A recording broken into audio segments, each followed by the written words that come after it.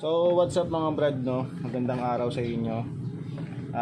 Ngayong sa video na to, ipapakita ko sa inyo kung paano magpalit ng battery ng Honda Click 125. So yung ginagamit ko na battery is stock pa din. 3 taon mahigit na yung battery na ginagamit natin dito sa motor ko. So nasira na siya. Pero before pa naman siya masira, nag-red na yung panel gauge niya. So parang sinasabi na lobat or sira na yung battery natin, kailangan ng palitan. Ang gamit ko palang battery na pamalit, ito Motolite Champion MCB. So sa mga papalit ng battery, ito yung specs nya. Ayan, paita ko lang. Ayan. So ito yung kasukat nung stock nung Honda Click. Mas mura to sa stock. Ang presyo nito 760. So hindi ko lang alam kung sa ibang mga motor shop kung magkano yung gantong battery. Yan, ito yung sukat nya. Yan, sa mga gustong magpalit. Ito yan. Bali ano pala, tumatagal lang pala yung battery natin ng 2 years lang dapat ang ano niyan, ang palitan. Sa akin umabot siya na 3 taon mahigit na. Sinulit ko talaga yung battery bago tayo magpalit. So dito siya makikita, dito sa tapakan ng motor natin. Yan, meron diyang isang screw lang. Yan, luluwagan mo lang siya, tapos matatanggal to yung pinaka-cover nung ating battery. Pag natanggal nyo na to mga brad, meron pa yung isang cover dito sa baba. Oops, nauga, sorry. Meron pa yung isang cover, ito. Sisikwatin nyo lang siya para umangat. Ayan. Ito. Ayan. May pa siyang cover dito. Ito yung itsura niya naman. Tapos sa loob parang meron siyang lagay ng mga anong ang tawag dito. Basta yung may mga spare parts siya dyan. Fuse. Yun. Fuse pala. Fuse. Hindi ko na makalimutan. May mga spare siyang fuse. Tapos sa loob ito yung makikita nyo. Ayan. Ituto ko lang ng so ito yung makikita nyo dyan sa loob ng ating battery. Yan, sensya na medyo madumi kasi di pa ako nakapaglinis. Yan, yan yung makikita nyo. Tapos sabay luluwagan nyo lang itong dalawang screw na to, yung sa positive tsaka sa negative, para mahugot natin yung battery.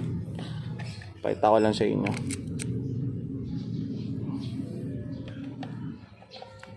Siyempre ang ikot kapag luluwagan,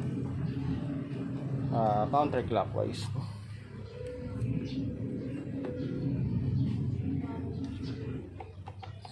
Ingatan nyo lang kasi baka malaglag yung ganito nya.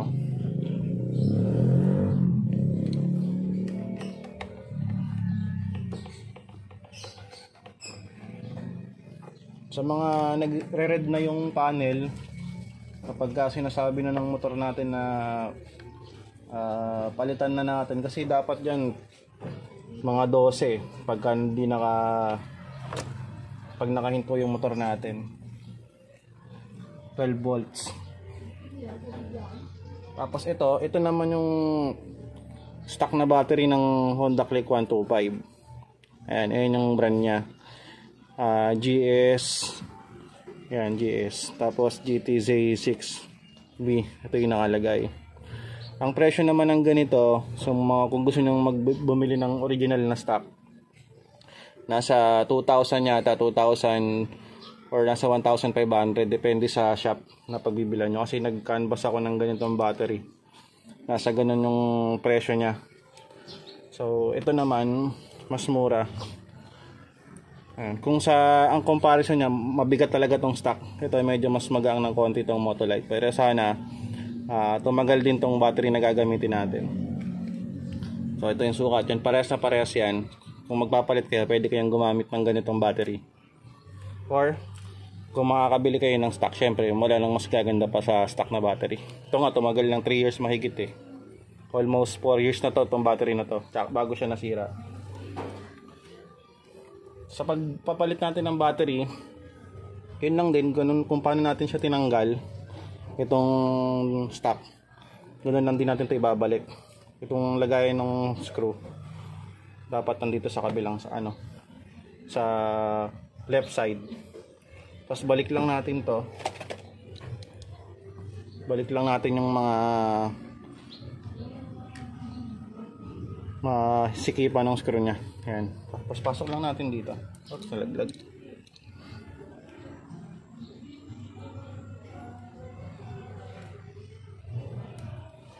Yan, ganito lang kadali.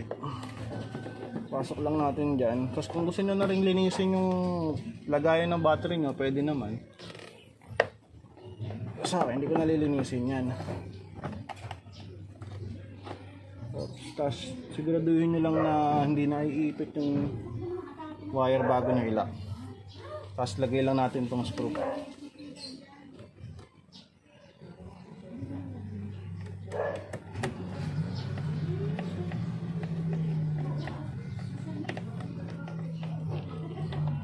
Siguraduhin yung na ihigpitan yung mabuti para hindi nag-lose yung connection ng battery natin.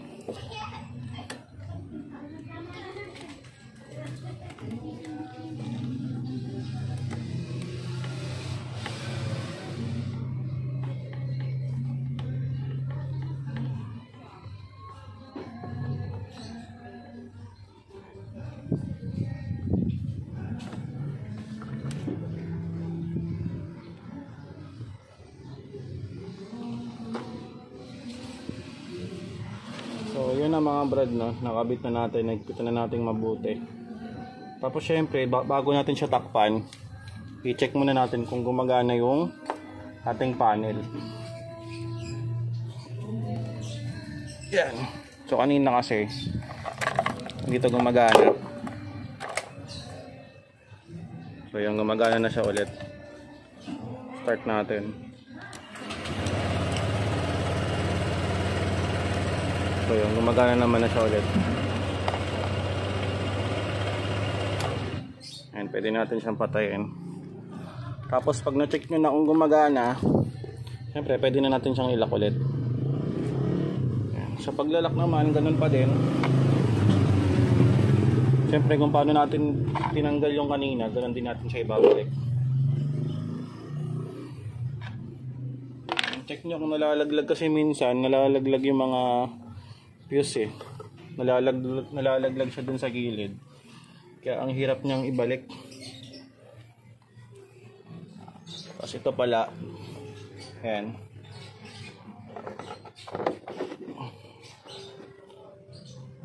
Yan, ganyan lang siya. Papasok na lang siya.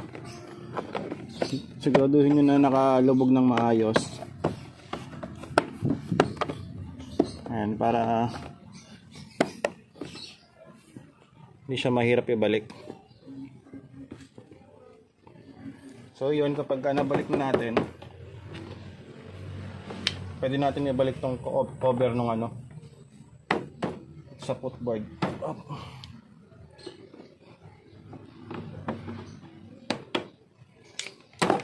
Yan, medyo mahirap kasing ilapat eh.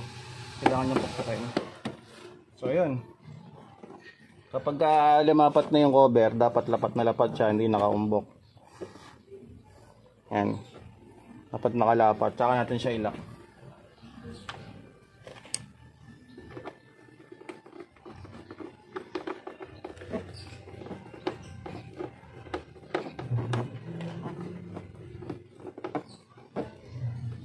So yun mga brad, nakapagpalit na tayo agad ng battery.